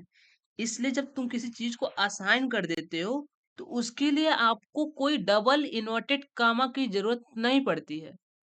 जो चीज आप खुद से टाइप करके लिखना चाह रहे हो अलग से, उसके लिए आपको डबल इन्वर्टेड कामा लगता है, डबल कोट्स बोल सकते हो। ठीक है, जैसे मुझे खुद से इसी में प्रिंट कराना, लाइक देखो मुझे डबल इन्वर्टेड कामा डाला मैंने, देखो डाला, इसके अंदर लिख दूंगा और ये लिख दे रहा हूँ लॉन्ग वैल्यू, लॉन्ग वैल्यू लिख दिया मैंने। अभी देखो प्रिंट, इसके बीच में आप प्लस लगा देना, ठीक है, गैप रहेगा तब। प्लस लगा देने से, ये प्लस लगाया जाता है, कोई भी तुम अगर क्या कर रहे हो, खुद से कुछ लिख रहे हो, खुद से प्रिंट कराना है, तो उसके बाद डबल इन्वर्टेड कामा के बाद आपको एक प्लस ऑपरेटर यूज कर देना है। ठीक है, ये फिर एज। अब देखो ये मैंने खुद से प्रिंट करा, ये खुद से लिखा ना, मुझे लॉन्ग वैल्यू खुद से लिखना था तो मैंने खुद से लिखा है। मान लो मैंने यहाँ पे एज भी लिख दिया, ये मुझसे खुद से लिख रहा है, इसे मैंने कहीं आसान किया कि लॉन्ग वैल्यू एज, मैंने ऐसे कहीं लिखा है क्या कि like long value, long value as, ऐसे कर कुछ लिखा है क्या भाई? लॉन्ग वैल्यू इज करके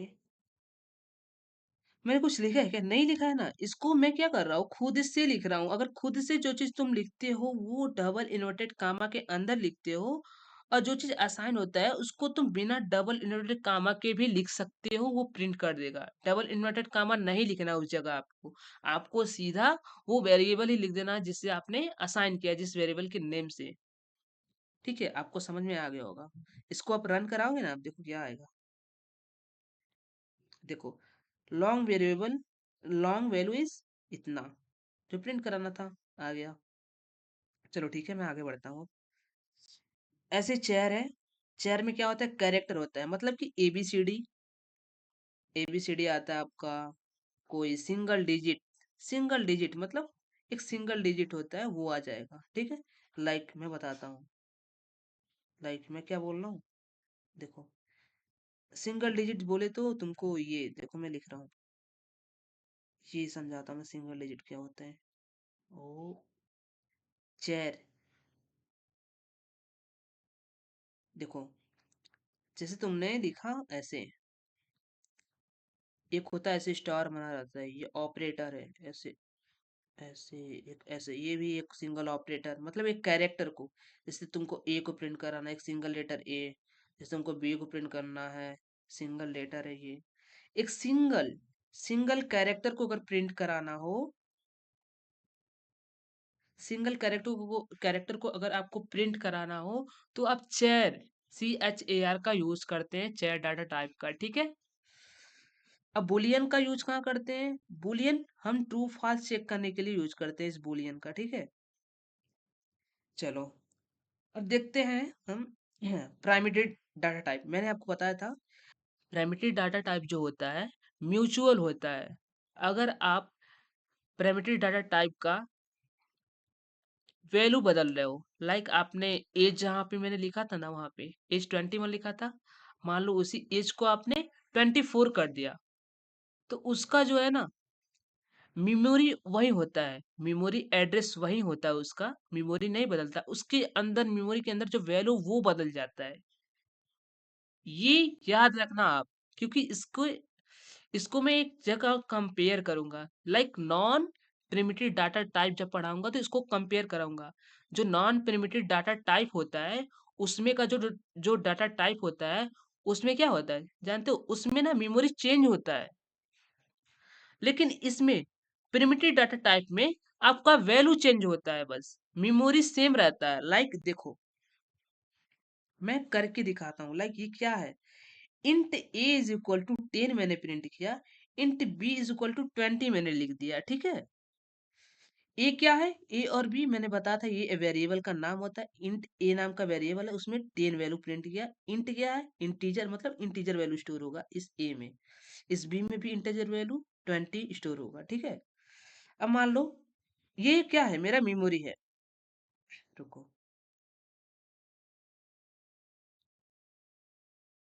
ये मेरा मेमोरी है, मान लो 101 करके मेमोरी है, कोई डिब्बा 101, उसमें मैंने 10 वैल्यू स्टोर किया, और बी वेरिएबल में जो मेमोरी का नाम है 102 है। ठीक है, उसमें मैंने 20 प्रिंट किया, आई मीन 20 स्टोर करा दिया उसमें। और जब हम ए के वैल्यू में अगर 14 रखते हैं और बी के वैल्यू में अगर 5 रखते हैं, तो जानते हो क्या होगा, बस ये जो होता है ना, ये वैल्यू चेंज होगा।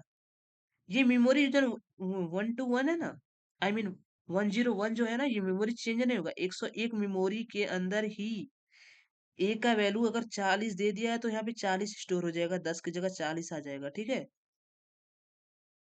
और इस 102 मेमोरी में जो है, उसमें 20 स्टोर था पहले, लेकिन हमने यहाँ पे क्या किया, यहाँ पे मैंने 5 कर दिया है, तो यहाँ पे जाकर 5 वो स्टोर हो जाएगा इस 20 की जगह पे। वैल्यू चेंज कर देता है, लेकिन हमारा मेमोरी एड्रेस सेम रहता है। ठीक है, ये याद रखना। ठीक है, दिखाता हूँ मैं आपको, ये प्रैक्टिकली दिखाऊंगा आपको, डोंट वरी, आप चिंता मत करना, आपको समझ में नहीं आया तो। देखो, ए का वैल्यू क्या हुआ, 101 है, पी का वैल्यू 102, ये मेमोरी एड्रेस था। देखो यहाँ पे 40 हो गया, यहाँ पे 5 हो गया। देखो यहाँ पे वैल्यू चेंज है, एड्रेस नहीं चेंज है, यानी मेमोरी नहीं चेंज होता है यहाँ पे। ठीक है, यहाँ पे बस आपका वैल्यू चेंज होगा। ठीक है, प्रैक्टिकली देख लो एक बार इसको। मैं प्रैक्टिकली दिखाता हूँ आपको। लाइक यहाँ पे देखो, मैं यहाँ पे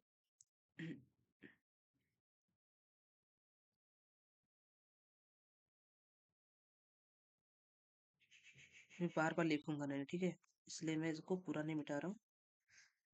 देखो, अब मैं यहाँ पे क्या लिखता हूँ, यहाँ पे मैं लिखता हूँ इंट ए नाम का मैंने कोई वेरिएबल बना लिया, ठीक है। इंट ए में मैंने क्या रख दिया, मान लो इसमें इंट ए में 13 रख दिया, ठीक है। मैंने इंट ए लिखा, इंट ए में इंट ए नाम का कोई वेरिएबल बनाया, उसमें 13 रख दिया, ठीक है। फिर मैंने क्या, इंट बी लिखा, ठीक है, इंट बी लिखा, इसमें मैंने 23 लिख दिया, ठीक है। अब मैं क्या करूंगा देखना, अब मैं ए में असाइन कर दिया, किसको असाइन कर दे रहा हूँ, अब मैं ए में असाइन कर दे रहा हूँ 7 7 स्टोर करा दिया, ठीक है।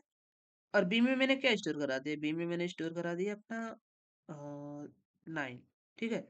अब देखो, अगर मैं यहाँ प्रिंट कराऊंगा ए को, ए को मैंने अगर प्रिंट कराया तो आउटपुट देखना क्या आएगा, रुको, आउटपुट देखा था, रन कराते हैं। ए का आउटपुट क्या, ए का आउटपुट 7 आ रहा है। प्रिमिटिव डाटा टाइप में मेमोरी बन रहा है, उस मेमोरी में ना मेमोरी सेम है, लेकिन मेरा क्या हो रहा है, वैल्यू चेंज हो रहा है। पहले 13 था, ये पहले 13 था, अब 7 हो गया। ऐसे ही अगर इधर मैं बी लिखूं तो बी का वैल्यू प्रिंट होगा, ठीक है। असाइन करके आप प्रिंट कराओगे, उसी का वैल्यू प्रिंट होगा, जो वहाँ पे प्रिंट कराने के लिए वैल्यू आई मीन वेरिएबल लिखोगे वही प्रिंट होगा। देखो यहाँ पे बी लिखा तो मेरा 9 आ गया, ठीक है, यही चीज है, ठीक है। मेमोरी जो बन रहा है अंदर बन रहा है, वो आपको दिखेगा नहीं, लेकिन यही होता है इसमें। प्रिमिटिव डाटा टाइप में क्या होता है, मेमोरी चेंज नहीं होता है, आपका वैल्यू चेंज होता है बस, ठीक है। चलो अब आगे बढ़ते हैं। नॉन प्रिमिटिव डाटा टाइप में क्या होता है, इसमें वैल्यू नहीं बल्कि ऑब्जेक्ट का एड्रेस स्टोर करते हैं। इसमें हम ऑब्जेक्ट का एड्रेस स्टोर करते हैं, इसमें वैल्यू स्टोर नहीं होता है, ठीक है। अभी मैं बताता हूँ ऑब्जेक्ट क्या होता है। सबसे पहले देखो, इसमें क्या होगा, आपका वैल्यू नहीं स्टोर होगा, जैसे कि स्ट्रिंग नेम लिखा मैंने, और यहाँ पे स्ट्रिंग स्ट्रिंग पहले जान लो ना ये आप। नॉन प्रिमिटिव डाटा टाइप क्या होता है, इसमें 4 डाटा टाइप होते हैं, स्ट्रिंग, एरे, क्लास और इंटरफेस। देखो, ये नॉन प्रिमिटिव डाटा टाइप जो होते हैं, इसमें जानते हो वैल्यू नहीं चेंज होता है। जो वैल्यू होता है ये वैल्यू नहीं है, वैल्यू नहीं स्टोर करते हैं हम। स्ट्रिंग बनाए, देखो यहाँ पे क्या होगा, स्ट्रिंग, यहाँ पे डाटा टाइप क्या है, ये स्ट्रिंग है। ये क्या है, नेम क्या है, वेरिएबल नेम है, यहाँ पे कोई चीज स्टोर करा रहे हैं। तो इसमें क्या होता है जानते हो, इसमें वैल्यू नहीं स्टोर होता है, इसमें आपका ऑब्जेक्ट स्टोर होता है। आप ऑब्जेक्ट बनाते हो, जब भी आप नॉन प्रिमिटिव डाटा टाइप का यूज करते हो तो आप हमेशा ऑब्जेक्ट को स्टोर कराते हो, ऑब्जेक्ट एड्रेस स्टोर कराते हो। जैसे कि आपने कोई स्ट्रिंग, स्ट्रिंग में कौन सा, जैसे कि इंट में इंटीजर आता था, बाइट में भी कोई नंबर आता था, रेंज रहता था। इंट में क्या होता था, इंटीजर वैल्यू स्टोर कराते थे, डबल में डेसिमल वैल्यू, और चेयर में क्या होता था, आप चेयर में कोई कैरेक्टर स्टोर कराते थे। तो स्ट्रिंग में क्या स्टोर कराते, स्ट्रिंग में हम टेक्स्ट को स्टोर कराते हैं, ठीक है। जैसे कि स्ट्रिंग मैंने लिखा, स्ट्रिंग डाटा टाइप, फिर नेम लिखा इज इक्वल टू निशु लिख दिया। इस स्ट्रिंग लिखा, नेम टू लिखा, ये वेरिएबल का नाम है, इसमें रवि लिख दिया, ठीक है। तो देखो यहाँ पे क्या होता है, ये वेरिएबल का नाम है, ये नेम है, ये नेम टू है, ये अलग अलग वेरिएबल है। इसमें देखो मेमोरी 101, इसमें 102, ठीक। इसमें एक मेमोरी में क्या हो रहा है, निशु प्रिंट हो रहा है, एक मेमोरी में क्या हो रहा है, रवि, ठीक है। फिर आपने दूसरा मेमोरी दूसरा वेरिएबल में क्या कर, उसी वेरिएबल में नेम देखो, देखो वो वेरिएबल सेम है। नेम, नेम एक फर्स्ट वेरिएबल है और सेकंड वेरिएबल हमारा नेम टू है, ठीक है। नेम मेरा फर्स्ट वेरिएबल है और नेम टू मेरा सेकंड वेरिएबल है। इसका मेमोरी देख लो आप लोग, 101 और 102 है, ठीक है। ये उसमें हमने वैल्यू क्या स्टोर किया, निशु, निशु को स्टोर किया, ठीक है। निशु को स्टोर किया, इसमें रवि टेक्स्ट को स्टोर किया, ये टेक्स्ट है, ठीक है। अब देखो क्या कर रहा हूं मैं, उसी नेम में उसी वेरिएबल में मैंने शिवम को भी स्टोर करा दिया, और सेकंड में नेम टू में क्या करा है मैंने, रिशु को स्टोर करा दिया, रिशु नाम के टेक्स्ट कोई नाम है उसको स्टोर करा दिया। तो आप देखोगे नेम नेम लिखा, यहाँ पे मेमोरी चेंज हुआ, वहां क्या था 101 था लेकिन वहां 103 हो गया, और यहाँ पे शिवम लिख गया, यहाँ पे 104 है करके रिशु लिख गया, ठीक है। यहाँ पे क्या हो रहा है, यहाँ पे मेमोरी चेंज होता है, लेकिन हम देखे थे कि प्रिमिटिव डाटा टाइप में मेमोरी चेंज नहीं होता है, आपने देखा था ना, आपने देखा था वैल्यू उसका चेंज हो रहा था। यार ये क्या है हमारा शिवम और रिशु, क्या है ये, एक ऑब्जेक्ट है, ये चीज आप जान लेना। जो नॉन प्रिमिटिव डाटा टाइप होते हैं, इसमें चार टाइप के डाटा टाइप होते हैं, एक होता है स्ट्रिंग, दूसरा होता है एरे, तीसरा होता है क्लासेस, चौथा होता है इंटरफेस, ठीक है। इसमें क्या होता है, नॉन प्रिमिटिव डाटा टाइप में हम वैल्यू नहीं स्टोर करते हैं, हम ऑब्जेक्ट स्टोर करते हैं, ठीक है, हम ऑब्जेक्ट स्टोर करते हैं। और इसमें क्या होता है, मेमोरी जो होता है वो चेंज होता है, अगर आपने कोई दूसरा ऑब्जेक्ट बनाया, उसी वेरिएबल पे कोई दूसरा ऑब्जेक्ट बना लिया, किसी दूसरे ऑब्जेक्ट को स्टोर करा लिया, ठीक है, तो वो क्या करेगा, मेमोरी हमारा चेंज हो जाएगा। लेकिन हमारा प्रिमिटिव डाटा टाइप में क्या होता था, अब कोई भी वैल्यू कितना हो चेंज करो, उसी वेरिएबल पे क्या होता था, वैल्यू चेंज होता था लेकिन मेमोरी सेम रहता था हमारा। लाइक दिस, इसमें देखो, यही चीज आपको प्रैक्टिकली समझाता हूँ, एक चीज एक बार ये देख लो आप। जैसे कि ये प्रिमिटिव डाटा टाइप था, ये क्या था पूरा, ये देखो यहाँ पे मैंने ए लिखा है, ठीक है, यहाँ पे मैंने ए लिखा है, इस जगह पे एज इक्वल टू 30 लिखा मैंने, और यहाँ क्या लिखा है मैंने, एज इक्वल टू 23। तो यहाँ पे डायरेक्ट वैल्यू चेंज करा देते 7 9। तो ये जानते हो क्या करता था, ये अपना वैल्यू 7 की जगह ए के ए वैल्यू में जो पहले 30 स्टोर था ना, ये ए में क्या था, पहले 30 स्टोर था, लेकिन अब क्या हुआ, अब 7 स्टोर हो जाएगा। बी में अगर 23 था, तो अब क्या हुआ, 9 स्टोर हो गया। ये प्रिमिटिव डाटा टाइप है, इसमें वैल्यू चेंज होता है, मेमोरी एड्रेस चेंज नहीं होता है। लेकिन लेकिन अब इसको मैं क्या करता हूँ, इसको मैं कमेंट्स कर देता हूँ, जिससे रावा जावा इसको रीड नहीं करेगा, ठीक है। इसको मैं कमेंट्स कर देता हूँ, रुको।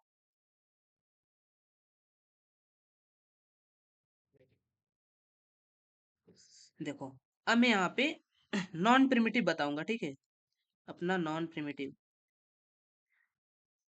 नॉन प्रिमिटिव क्या होता है, देखो मैं लाइक स्ट्रिंग लिखा, स्ट्रिंग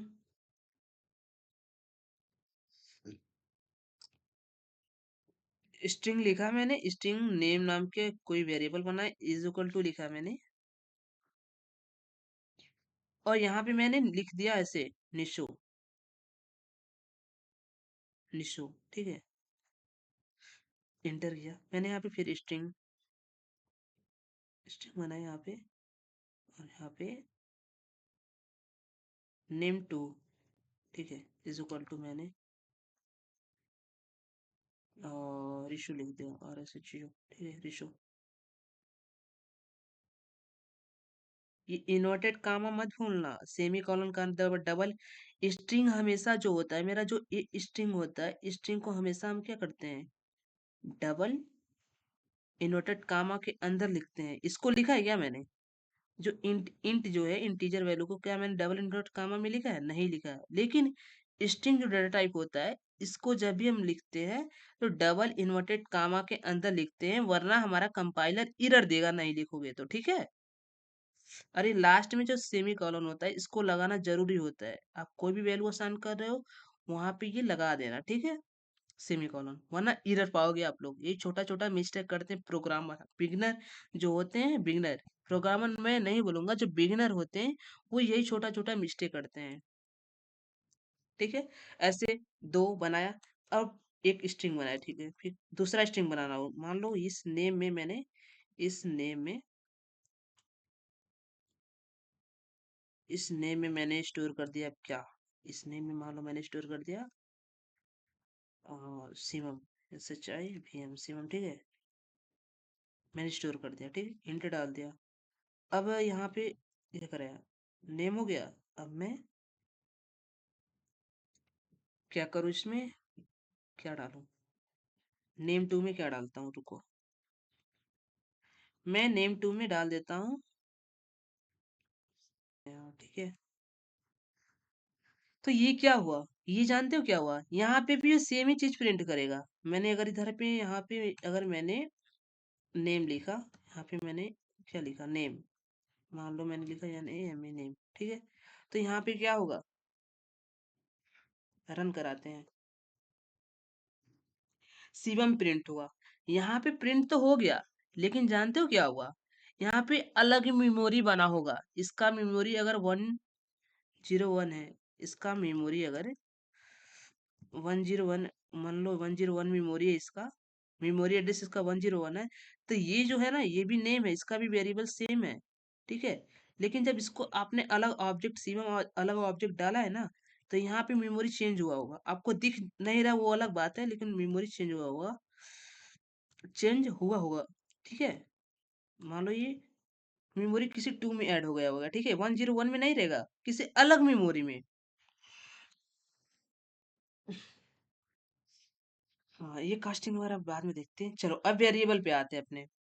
वेरिएबल क्या होता है, वेरिएबल जो होता है, वेरिएबल बेसिकली क्या होता है, the name given to a memory location where data is stored. इसका मतलब क्या हुआ, वेरिएबल जो होता है एक प्रकार का कंटेनर होता है जिसमें हम वैल्यू स्टोर करते हैं। अब वेरिएबल के साथ डाटा टाइप आता है, वो बताता है कि किस टाइप का तुम वैल्यू स्टोर करोगे अपने वेरिएबल में, ठीक है। उस कंटेनर में तुम किस टाइप का वैल्यू स्टोर करोगे, ये बताता है डाटा टाइप। तो वेरिएबल क्या होता है, वेरिएबल एक कंटेनर होता है जिसमें हम वैल्यू को स्टोर करते हैं, ठीक है। देखो, वेरिएबल को कैसे लिखते हैं, पहले हम क्या करेंगे, ये डाटा टाइप है, आपको पता है मैंने बताया था, ये पहले डाटा टाइप लिखते हैं। यही होता है मेरा एज जो है ना, वेरिएबल है। अब वेरिएबल एज की जगह कुछ भी लिख सकते हो, आपके ऊपर है कौन सा नाम आप लिखना चाहते हो, कुछ भी वेरिएबल लिख सकते हो, ठीक है। और इसमें कोई भी वेरिएबल आप स्टोर करा सकते हो, आई मीन असाइन करा सकते हो, ठीक है। ये पूरा अब बन गया मेरा, यही होता है वेरिएबल, ठीक है। इसमें वेरिएबल अगर पूछो तो ये वेरिएबल है, ठीक है।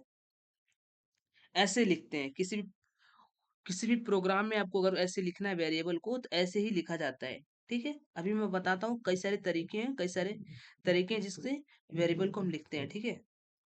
आपको मैंने बताया ना, देखो, ये होता है डाटा टाइप, ये होता है मेरा ये वेरिएबल नेम, ये होता है, ठीक है, ये वेरिएबल नेम है।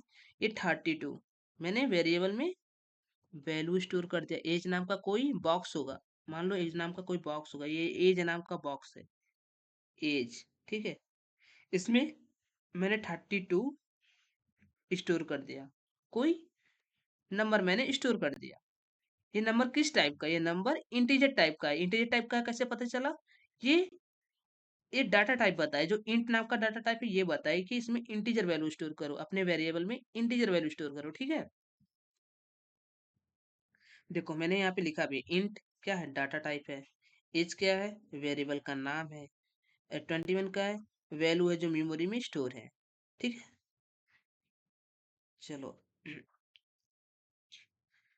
इसके कुछ रूल होते हैं, आप वेरिएबल को लिखने का कुछ रूल्स होता है। लाइक वेरिएबल किस किस चीज को अलाउ करता है, किसको किसको अलाउ करता है, लेटर से लिख सकते हो, डिजिट से लिख सकते हो, अंडर स्कोर से लिख सकते हो, और डॉलर से लिख सकते हो, ठीक है। ऐसे ही नहीं लिख सकते हो, इसका भी कुछ रूल्स है। पहले मैं वेरिएबल लिख कर दिखा देता हूँ। वैसे तो वेरिएबल हमने बहुत लिखा यार, तुमने देखा भी, इसमें बहुत सारे वेरिएबल लिखा। ये जो इंट लिखा मैंने, int a is equal to, मैंने लिख दिया क्या, 36। ये क्या होगा, ये मेरा वेरिएबल हो गया, ठीक है। यही तो है मेरा वेरिएबल, ठीक है। यही मेरा वेरिएबल है, ये लाइन चीज क्या है, ये वेरिएबल, ये ए जो है ना मेरा वेरिएबल है, ठीक है। और देखो, वेरिएबल के कुछ रूल्स होते हैं, वेरिएबल्स नेम को लिखने के लिए आपको कुछ रूल्स को अप्लाई करना पड़ेगा, ठीक है, वरना हमारा कंपाइलर एरर देगा आपको, ठीक है। तो रूल जान लो। वेरिएबल को नेम अगर आपने लिखा इंट, अगर तुमने एज लिखा था तो एरर नहीं दिया, लेकिन अगर देखो क्या लिखा है, वेरिएबल नेम डिजिट से स्टार्ट नहीं होता है। मतलब आप कोई भी डिजिट से स्टार्ट नहीं कर सकते हो वेरिएबल नेम को। आप चाहो कि मैं इंट 1 एज लिख कर कोई वैल्यू असाइन कर दूं, तभी मेरा वही आउटपुट आएगा, एरर देगा। क्यों एरर देगा, क्योंकि यहाँ पे 1 आप डिजिट यूज नहीं कर सकते, ये रूल के खिलाफ है। वेरिएबल नेम जो होता है डिजिट से स्टार्ट नहीं होता है। प्रैक्टिकली करके दिखाऊंगा मैं, ठीक है। स्पेस, आप कोई भी वेरिएबल जो होता है, वेरिएबल क्या है, इसमें मैं दिखा दूं वेरिएबल क्या है। वेरिएबल क्या है, ये मेरा जो है ना, ये इसी को वेरिएबल बोलते हैं। ये जो होता है डाटा टाइप होता है, ये मेरा वेरिएबल होता है, ठीक है। तो ये जो वेरिएबल है मेरा, इसमें कोई स्पेस नहीं रहना चाहिए। जैसे माई होम में नीचे वाला लिखा है ना, तो ये सही तरीका है। देखो उसको मैंने राइट लिखा है, माई होम करके तुमने वैल्यू असाइन कर दिया, ये राइट है। लेकिन ऐसे किया है तो एरर देगा, कंपाइलर एरर देगा, यहाँ पे स्पेस है, ठीक है। अब देखो सेकंड थर्ड वाला देखो, जावा जो होता है केस सेंसिटिव होता है। जैसे कि तुमने int age is equal to 25 दिया, ये भी int age is equal to 32 दिया, दोनों ही एज एज है। लेकिन जावा इसे अलग क्यों समझ रहा है, क्योंकि तुमने केस सेंसिटिव मतलब ये कैपिटल, कैपिटल स्मॉल लेटर में बहुत फर्क करता है जावा। कैपिटल और स्मॉल लेटर में जो तुम लिख रहे हो ना, बहुत फर्क करता है। तुमने अगर बड़ा लेटर एज लिख दिया और एज लिख दिया, स्मॉल लेटर में एज लिख दिया, ठीक है, तो जावा इनको अलग अलग लेगा। अगर तुम प्रिंट कराना चाह रहे हो इस एज को, तो आपको स्मॉल लेटर वाला एज लिखना पड़ेगा। आपको बड़ा लेटर वाला एज आपने लिखा, एज यूज करके, बड़ा लेटर ए यूज करके अगर आपने एज लिखा, तो इसको प्रिंट करेगा, ना कि इसको। ठीक है, अभी मैं करके दिखाऊंगा ये प्रैक्टिकली। अभी ऐसे सुन लो बस आप लोग। ये वेरिएबल नेम है जो एक मीनिंगफुल होता है। वेरिएबल नेम आपको कैसे लिखना चाहिए, वेरिएबल नेम आपको मीनिंगफुल लिखना चाहिए, जिसका कुछ मीनिंग हो। जैसे कि आपने लिखा यहाँ पे इंट ए, क्या समझ में आ रहा है भाई, कुछ नहीं समझ में आ रहा है। इंट ए क्या, ए क्या, ए क्या कुछ नाम है, कोई कुछ नहीं है। लेकिन आपने लिखा स्टूडेंट एज, इससे पता क्या चल गया कि आपने स्टूडेंट का नाम लिखा है। वैसे ए लिखने पे भी काम सही करेगा, लेकिन क्या होता है प्रोग्रामर जब पढ़ेगा तो वो समझ नहीं पाएगा ये ए है क्या। इसलिए आपको वेरिएबल का नाम एक प्रॉपर नेम देना चाहिए जिसका मीनिंग कुछ निकले। लाइक स्टूडेंट एज जब आपने लिखा तो कोई भी बंदा आकर पढ़ेगा तो वो समझ जाएगा कि ये स्टूडेंट का एज स्टोर किया है इसमें, ऐसे वो समझ जाएगा। लेकिन ए अगर तुमने लिख दिया तो वो कोई भी बंदा समझ ही नहीं पाएगा कि ए क्या है, ये क्या लिख दिया तुमने। चलो आगे बढ़ते हैं अब, ठीक है। आगे का मैं आपको एक बार रन करके दिखाता हूँ ये सारी चीज, ठीक है। लाइक देखो int a is equal to 45, ये क्या होता है, ये गलत है। क्या गलत है, गलत नहीं है, सही है, तभी आउटपुट तो देगा। देखो आउटपुट तो तभी देगा, देखो आउटपुट मेरा 45 आ गया, ठीक है। आउटपुट देगा, लेकिन क्या कोई प्रोग्रामर अगर पढ़ने आ जाए तो इंट ए को क्या समझेगा, क्या है तुमने क्या प्रिंट करा है। अगर यही इसी की जगह पे तुमने ये लिख दिया होता, कोई एज, अगर एज लिखा होता तो समझ जाता कि किसी का एज है, ठीक है। एज लिख दिया, एज प्रिंट कर दिया यहाँ पे, तो एज समझ जाएगा कहाँ किसी का एज है। लेकिन तुमने ए लिखा ना तो समझ नहीं पाएगा। आपको वेरिएबल का नेम मीनिंगफुल लिखना चाहिए, ठीक है। चलो अब स्टार्ट करते हैं। क्या था फर्स्ट, क्या था फर्स्ट, हमने देखा था कि आप, एक था क्या, इसमें स्पेस नहीं दे सकते हो। जैसे कि माई माई एज तुमने लिख दिया, ठीक है। तुमने माई एज लिखा, एरर दिखाने लगा। क्यों एरर दिखाया, क्योंकि तुमने जो ना इसमें बीच में स्पेस छोड़ा है, इस बीच में स्पेस छोड़ा है, इस स्पेस को काउंट करते हैं वो। ठीक है, इसके बीच में तुम क्या कर लो, स्पेस नहीं देना है। इसके अंदर तुमको क्या यूज कर सकते हो, या फिर इस स्पेस को ही हटा दो, ऐसे करके स्पेस हट गया। अब देखो एरर नहीं देगा, अब एरर नहीं देगा। अब आप माई एज को प्रिंट करा सकते हो, माई एज करोगे तो 45 प्रिंट कर देगा। देखो 45 प्रिंट कर दिया ना, देखो 32 कर दो, 56 कर दिया। माई एज कितना है 56, अब 56 में प्रिंट हो गया ना। लेकिन अगर आप यहीं पे स्पेस कर दोगे, मान लो आपने यहीं पे स्पेस कर दिया, देखो एरर देने लगा, तुरंत एरर आ गया ना। यहाँ पे मैंने स्पेस कर दिया, देखो एरर दिखाएगा।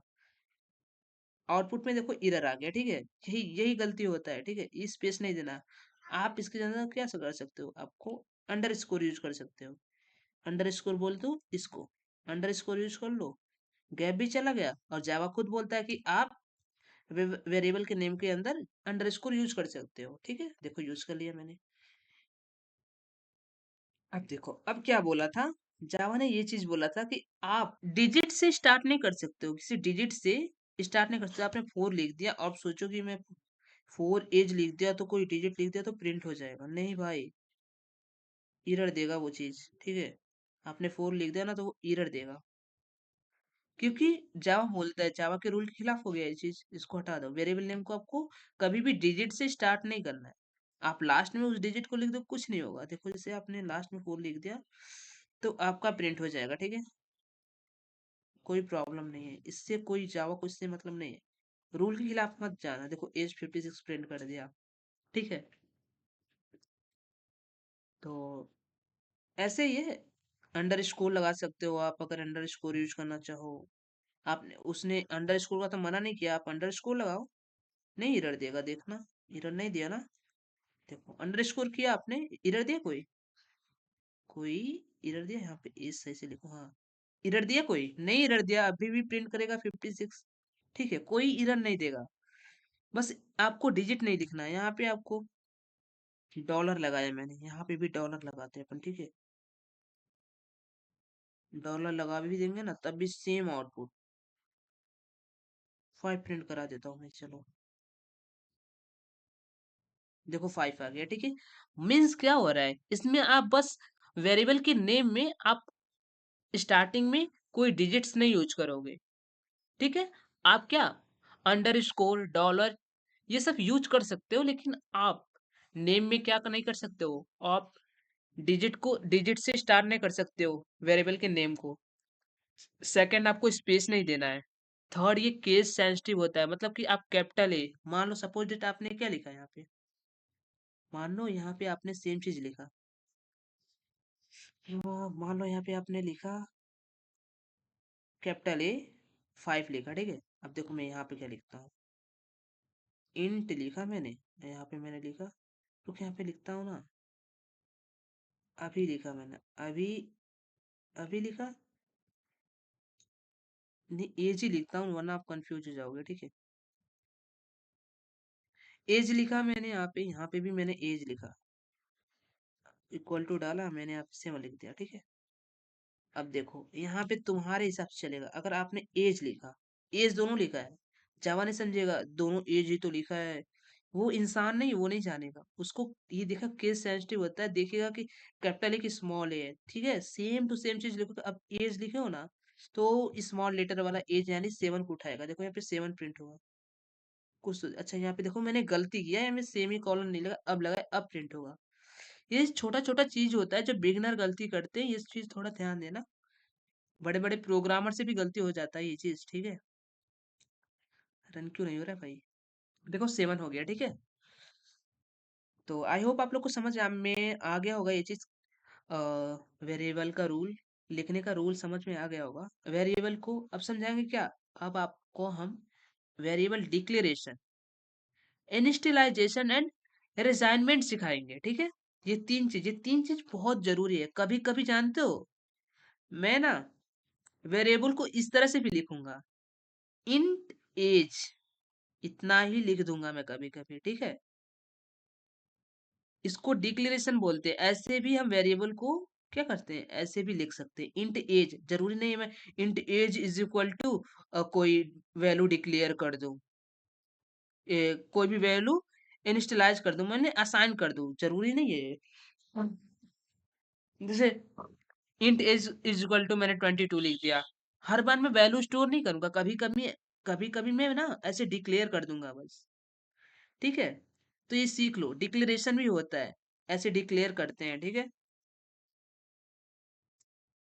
इनिशियलाइजेशन क्या करते हैं, इनिशियलाइजेशन मतलब हम डाटा टाइप को नहीं लिखते, एज लिखकर ऐसे वैल्यू स्टोर कर दिए तो क्या हुआ, ये इनिशियलाइजेशन हो गया।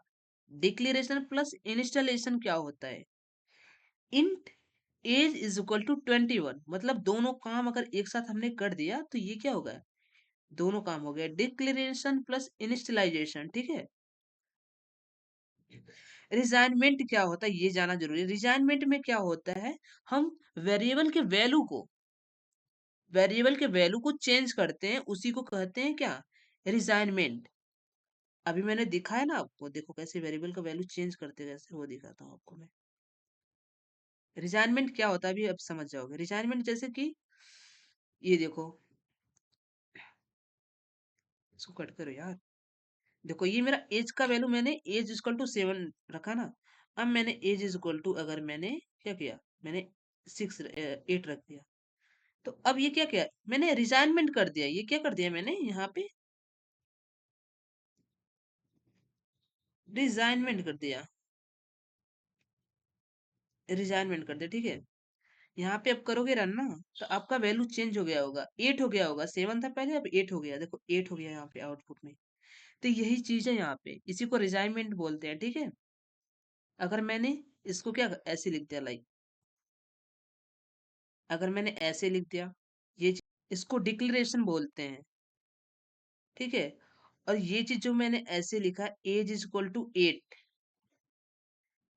इसको क्या बोलते हैं, इनिशियलाइजेशन बोलते हैं। और अगर मैंने ऐसे लिख दिया दोनों को एक साथ ऐसे, देखो मैंने लिख दिया int age is equal to 56, इसको कहते हैं डिक्लेरेशन प्लस इनिशियलाइजेशन, ठीक है। चलो आगे बढ़ते हैं।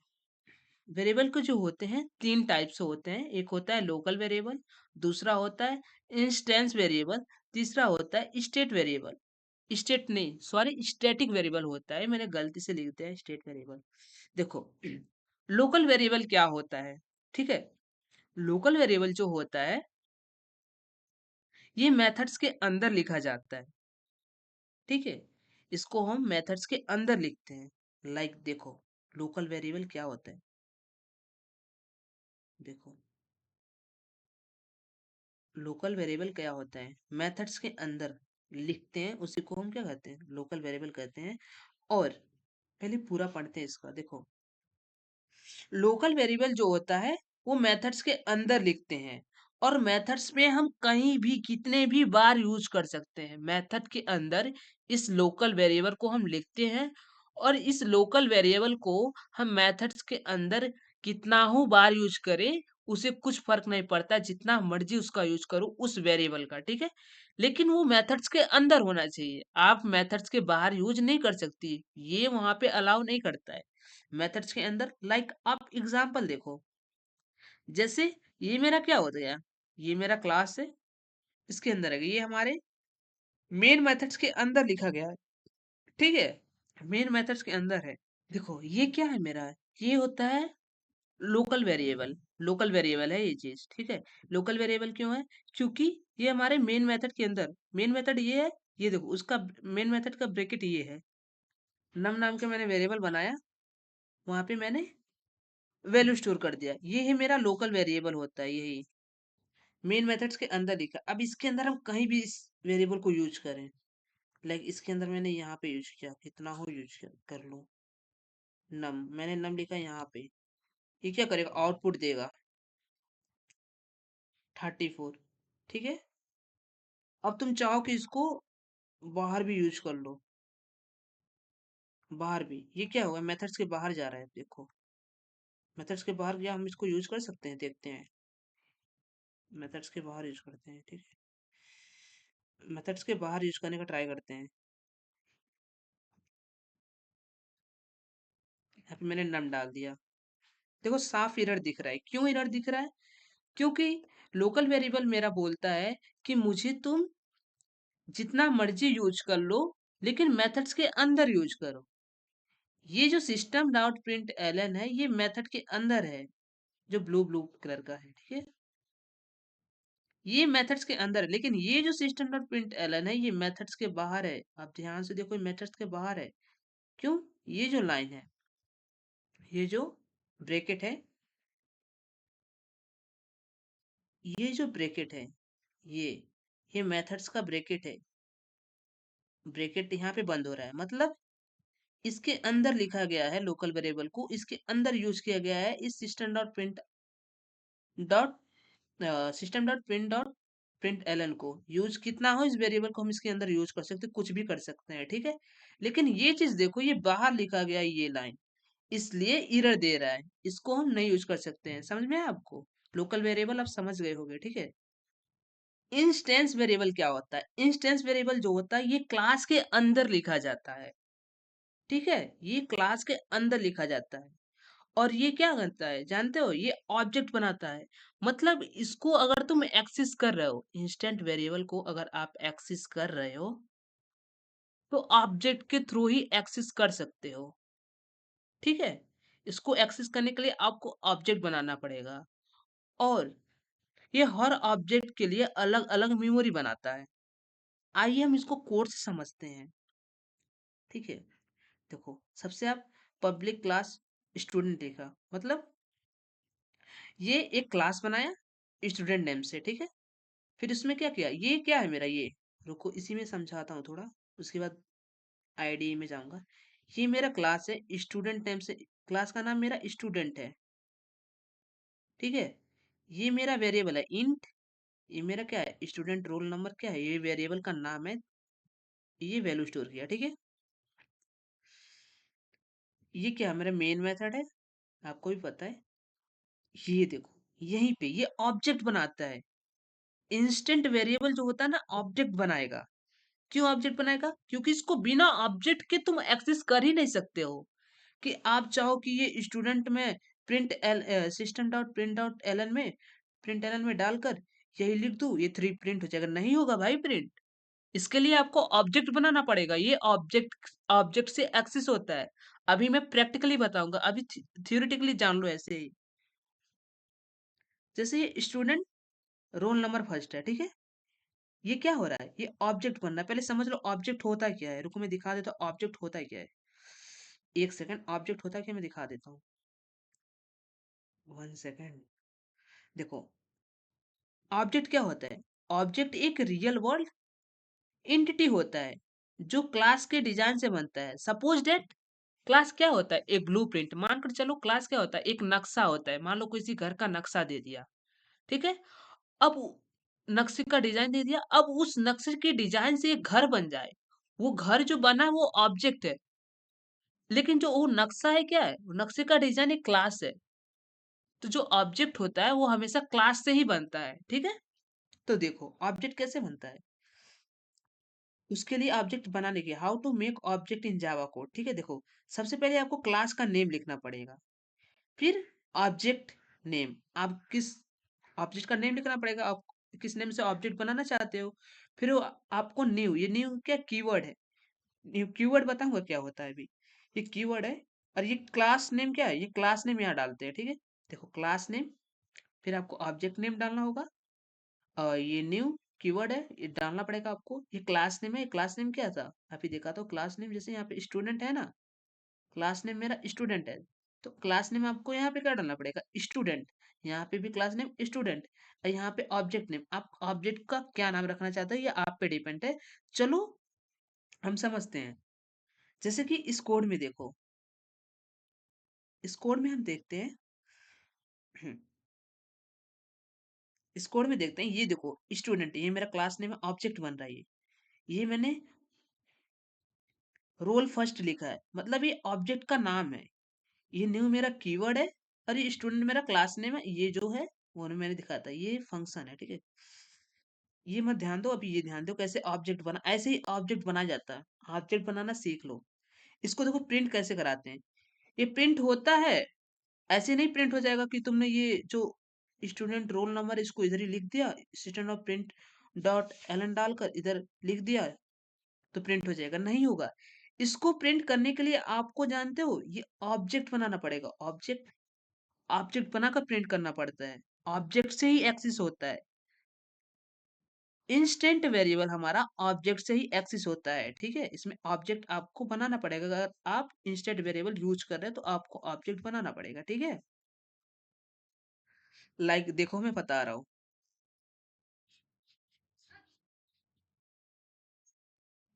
देखो हम इंस्टेंट वेरिएबल सीखते हैं यहाँ पे, ठीक है? अब हम इंस्टेंट वेरिएबल के लिए स्टूडेंट स्टूडेंट टाइप से क्लास बना लेते हैं, ठीक है? यहाँ पे क्लास बना रहे हैं, ठीक है? अब मैं यहाँ पे इंस्टेंट वेरिएबल लिखूंगा, इंट, उसका रोल नंबर लिख लेता हूँ, ठीक है? Roll number is equal to मैं लिख दिया 45, ठीक है? क्लास के अंदर हो क्या है, ये देखो क्लास का है। अब इसको मेन मेथड लिखते हैं, अब मेन मेथड लिखेंगे, मेन मेथड लिखते हैं, पब्लिक स्टैटिक होता है ना, पब्लिक स्टैटिक वाइट मेन